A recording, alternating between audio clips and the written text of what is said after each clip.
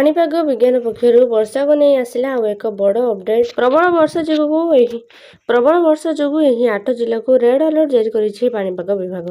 तेबे केउं जिला को रेड अलर्ट जारी करा जाइछि जानिबा पई वीडियो को शेष पर्यंत देखंतु। चैनल सह जोड़ी रहबा पई चैनल को सब्सक्राइब करी पाखरे थिबा घंटी चिन्ह को दबाई दियंतु। बंगोपसागर सृष्टि होइथिबा अवपात प्रभाव रे सारा ओडिसा रे वर्षा लागि रहिछि। स्थाने स्थाने जलबंदी भଳି स्थिति उपजिछि।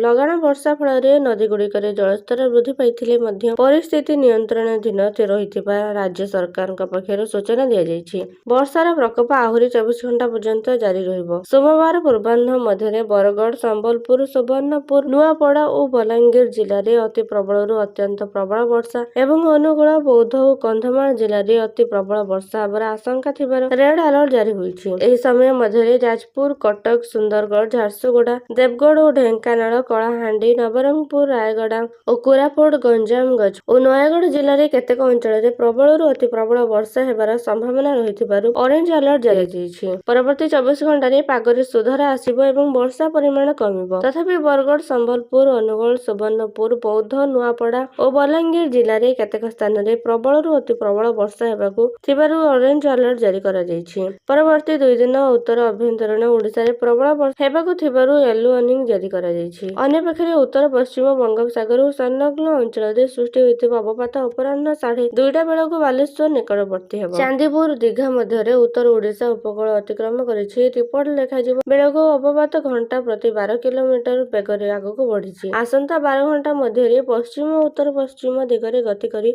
दक्षिण झारखंड और उत्तर पश्चिम और उत्तर छत्तीसगढ़ अतिक्रम करिबो। प्रभाव रे आसंता 7 तारिख पर्यंत ओडिशा उपकूल और संलग्न अंचल घंटा प्रति 45 ରୁ 55 किलोमीटर बेगरे झड़ पवन सह प्रतिकूल पाणीपाग जारी रहिबो। एथिपाई मत्स्यजीवी मानक समुद्र मध्यकु न जिबाक परामर्श दिया जाइछि। गत 24 घंटा मध्य कंधमाल और बलांगीर जिले में केतेक स्थान रे अत्यंत प्रबल एवं अन्य जिला गुड़िक प्रबल अति प्रबल वर्षा होई।